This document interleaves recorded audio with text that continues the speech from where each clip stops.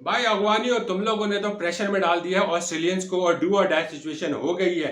अब डू और die match खेलेगा ऑस्ट्रेलिया इंडिया से, और जो कि है कल, और बहुत टेंशन वाला मैच होगा इंडिया के अगेंस्ट। यहाँ पे अभी कोई भी टीम 100% क्वालिफाई नहीं करी है। सिनेरियो ये बैठ गया है कि अगर ऑस्ट्रेलिया इंडिया से हार गया तो ऑस्ट्रेलिया टूर्नामेंट से बाहर हो जाएगा, अफगानिस्तान ऑटोमेटिकली क्वालिफाई कर सकता है। लेकिन अगर ऑस्ट्रेलिया इंडिया को मारता है और 50 प्लस से स्कोर से मार्जिन से मारता है, तो अफगानिस्तान को मारना पड़ेगा बांग्लादेश को 60-70 रन के लगभग, तो उनका नेट रन रेट ऑस्ट्रेलिया से ज्यादा हो जाएगा क्योंकि पॉइंट्स टू। लेकिन अगर इन केस सिनेरियो ये बनता है कि अफगानिस्तान इंडिया हार जाता है ऑस्ट्रेलिया से, अफगानिस्तान हार जाता है इससे बांग्लादेश से, तो फिर सिनेरियो ये होगा कि इंडिया जो है वो ऑटोमेटिकली क्वालिफाई कर सकता है। ऑस्ट्रेलिया, वेस्ट अफगानिस्तान और बांग्लादेश की नेट रन रेट से जो हाईएस्ट नेट रन रेट होगा वो ऊपर जाएगा।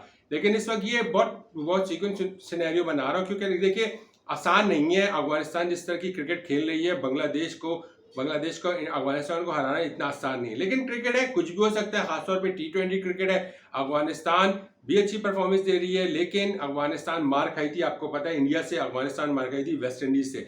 लेकिन बांग्लादेश की परफॉर्मेंस इंडिया के खिलाफ बुरी थी, लेकिन आपको याद होगा साउथ अफ्रीका के खिलाफ बहुत अच्छी थी ग्रुप स्टेज में।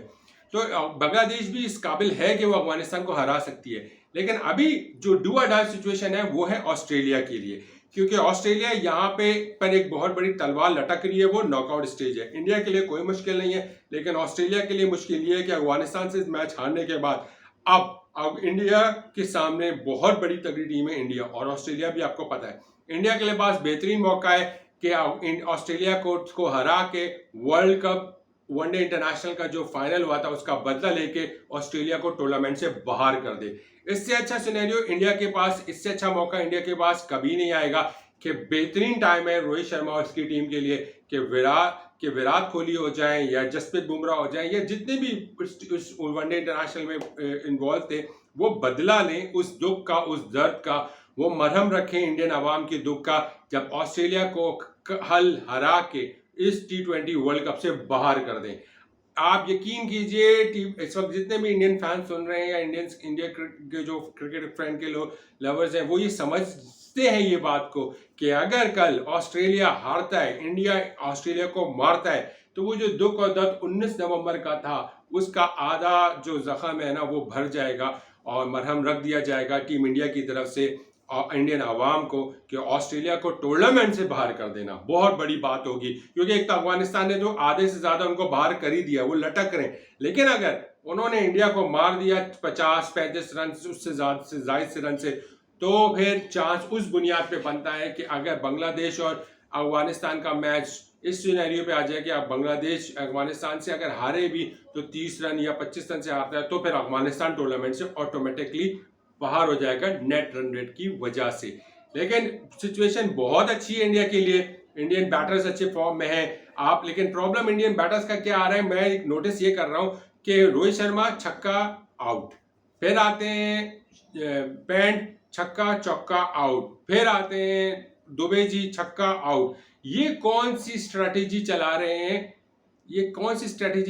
हैं, ये बात समझ में नहीं आ रही है। और ये समझने की जरूरत है कि ठीक है अच्छा खेल लें, लेकिन कहीं ना कहीं फंसेगा इंडिया।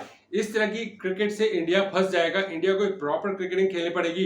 विराट कोहली पे प्रेशर आ रहा है क्योंकि वो वन डाउन का प्लेयर है, और पैंट को ओपनिंग करा ले तो वो ज्यादा बेहतर है, क्योंकि विराट कोहली को समझ नहीं आ रहा कि वो तेज खेले फास्ट खेले, क्योंकि वो थोड़ा सा इस तरह का प्लेयर है कि वो थोड़ा समझ के खेलता है और शुरू से अटैक नहीं करने की कोशिश करता। तो वो ओपनर तो है नहीं, अगर आपको भी पता है कि वो आईपीएल में भी इसी वजह से परफॉर्म नहीं कर पाता है, क्योंकि जो टीम के सिनेरियो के लिहाज से वो परफॉर्म नहीं करता है, क्योंकि वो ओपनर आता है और ओपनर वो है नहीं।